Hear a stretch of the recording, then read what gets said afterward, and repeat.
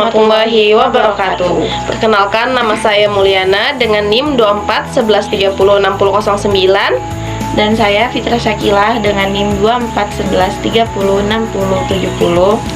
Di sini kami dari kelompok 1 ingin menjelaskan Sejarah pembukuan Al-Quran. Syekh Muhammad bin Shalih Al-Utsmaini menjelaskan bahwa Al-Quran artinya membaca atau mengumpulkan. Secara terminologi, Al-Quran adalah kitab suci yang diturunkan kepada Nabi Muhammad SAW melalui perantara malaikat Jibril. Al-Quran berisi 114 surah, 30 juz, dan 6.666 ayat. Allah Subhanahu wa Ta'ala menurunkan Al-Quran sebagai satu mukjizat yang membuktikan kerasulan Nabi Muhammad dan keberadaan Allah Subhanahu wa Ta'ala dengan sifat-sifat kesempurnaannya. Membaca Al-Quran, menghayati dan mengamalkannya adalah satu ibadah. Sejarah periode turunnya Al-Quran diturunkan melalui perantara malaikat Jibril yang disampaikan langsung kepada Nabi Muhammad SAW. Proses turunnya ini secara bertahap atau mutawatir selama 22 tahun, 2 bulan, 22 hari. Wahyu pertama yang diturunkan adalah surah Al-Alaq ayat 1 sampai dengan 5 di Gua Hira, dan wahyu terakhir adalah surah Al-Maidah ayat 3 di Jabal Rahmah. Sejarah pembukuan Al-Quran terbagi menjadi 3 fase. Yang pertama ada pada zaman Rasulullah SAW, yang kedua ada pada masa Abu Bakar Siddiq, dan yang ketiga pada masa Utsman bin Affan. Yang pertama pada masa Rasulullah SAW. Pada masa Rasulullah SAW ini penulisan Al-Quran dilakukan oleh para sahabat. Di antaranya ada Abu Bakar As-Siddiq, Umar bin Khattab, Utsman bin Affan, Zaid bin Sabit, Ali bin Abi Thalib, Muawiyah bin Abu Sufyan, serta Ubay bin Ka'ab.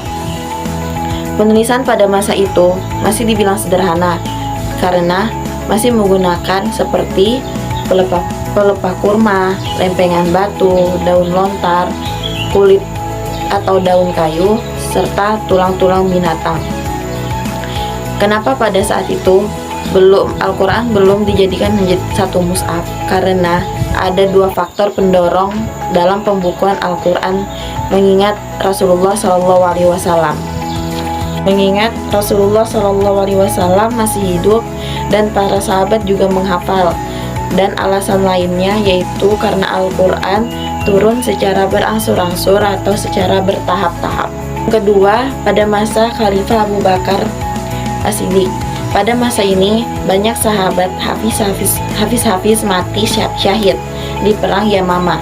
Karena kekhawatiran tersebut, maka Abu Bakar dan Umar bin Khattab mulai mengumpulkan lembaran-lembaran ayat Al-Quran. Lalu Abu Bakar meminta Zaid bin Sabit untuk menuliskan Al-Quran agar menjadi lembaran yang dapat disatukan. Setelah Al-Quran dikumpulkan menjadi satu mushaf, lalu diserahkan dan disimpan oleh Abu Bakar As-Siddiq dan diteruskan oleh Umar bin Khattab. Kedua, pada masa Utsman bin Affan, agama Islam ini semakin menyebar luas sehingga menyebabkan adanya perbedaan dalam mengucapkan beberapa kata dalam Al-Quran. Maka Utsman bin Affan berinisiatif membuat standar Al-Quran atau mushaf Utsmani dengan membentuk panitia.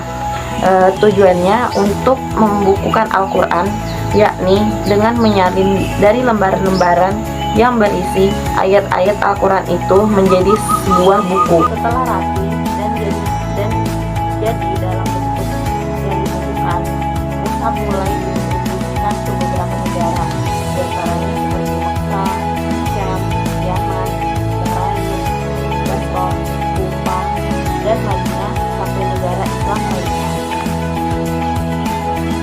Jadi kesimpulannya adalah proses pembukuan Al-Quran dilakukan sangat hati-hati dan sistematis untuk menjaga keaslian dan kemurniannya. Upaya ini melibatkan para sahabat terpercaya dan dipimpin oleh para pemimpin yang bijaksana. Hasilnya, Al-Quran tetap terjaga koentitikannya sebagai pedoman hidup umat Islam hingga kini. Oke teman-teman, terima kasih sudah menonton videonya.